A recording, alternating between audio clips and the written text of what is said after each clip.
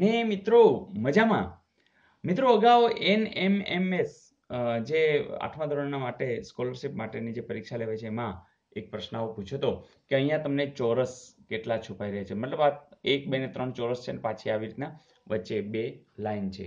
તો કહી દો તો તમે સાચા છો, કારણ કે તમે જોશો કે જ્યારે તમે આવ્યો એક ચોરસ હોય અને એની અંદર આવું એક પોઝિશન હોય તો 1 2 3 4 અને જે આ મેઇન ચોરસ છે એ એટલે કે 5 દેખાય છે.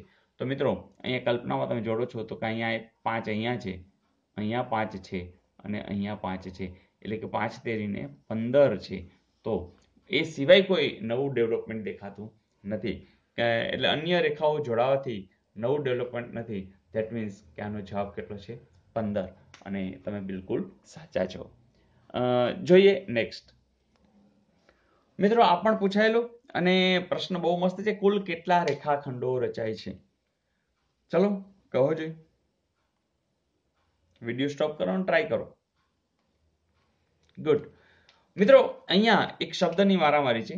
ઘણી વખત મેં એવું પૂછ્યું છે કે કેટલી સીધી લાઈન છે, તો સીધી લાઈન નથી પૂછી, રેખાખંડો મતલબ કે ટુકડાઓ, રેખાખંડના ટુકડાઓ કયા કયા વિચારી શકાય. તો મિત્રો તમે ધ્યાનપૂર્વક જોશો તો સમજાશે. સીધી લાઈન પૂછી તો આ 1 2 3 4 અને 5. Is it okay? 1 આ પણ સીધી લાઈન, આ 2 આ 3 આ 4 અને આ 5. પણ એમ નથી પૂછ્યું, એને કેટલા રેખાખંડો પૂછ્યા છે. તો ખાલી એટલું વિચારો તો આ 1 રેખાખંડ, આ 2 આ 3, બરાબર. તો આટલામાં જ 1 2 ને 3. અચ્છા એમ વિચારાય આટલી જ આ 4, આટલી જ આ 5 અને એક આખી 6. મતલબ કે એક જ આ લાઈનની અંદર 1 2 3 પછી આટલી 4 આટલી 5 અને 6, એટલે કે આ લાઈનમાં જો 6 હોય તો અહીંયા પણ 6 અહીંયા પણ 6 એટલે 6 50. તો જવાબ શું હશે? 30 છે એવું જરૂર છે. તો મિત્રો મજા આવી. તો આવું પણ પૂછાયેલું અને આજના હોમવર્ક આના ઉપર જ આધારિત છે, પણ ગઈકાલનું હોમવર્ક પહેલા જોઈ લઈએ. મિત્રો ગઈકાલના હોમવર્કમાં આવી એક આકૃતિ હતી અને કેટલા ત્રિકોણો છુપાયેલા છે. એનો જવાબનો મોટાભાગનો જવાબ સાચો છે. શું કામ?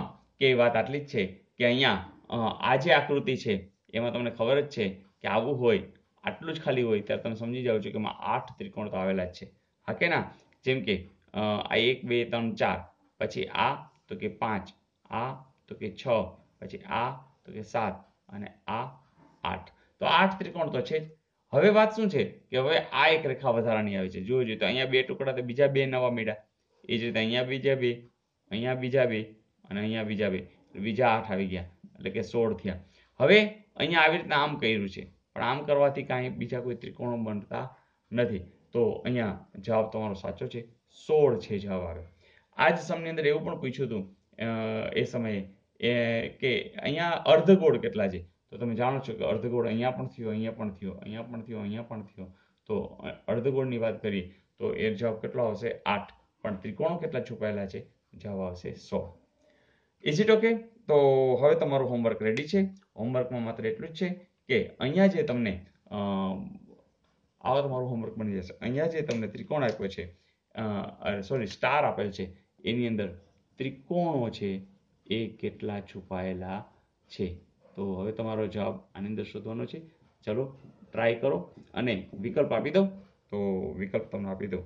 તો વિકલ્પની અંદર તમને આ રીતે છે 6 8 9 અને 10. તો ટ્રાય કરો. આકૃતિ તમારી સામે છે. આ સ્ટારની અંદર કેટલા ત્રિકોણો છુપાયેલા છે.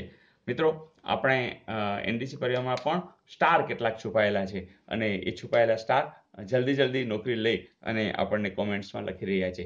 અને મિત્રો કેટલા લોકોને નોકરી મળી ગઈ, તો એ બધા ખૂબ રાજી છે અને બધાને આમંત્રણ પણ છે કે તમે જરૂરથી જામનગર આવજો અને ખાસ કરીને વિશેષ કાર્યક્રમ હોય ત્યારે ખાસ આવજો, તો બધા આનંદ કરશું.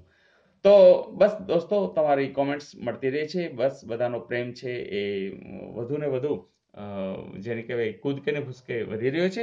ખૂબ આનંદ છે. કાલે નવી તૈયારી સાથે મિલતે હે બ્રેક કે બાદ. આવજો.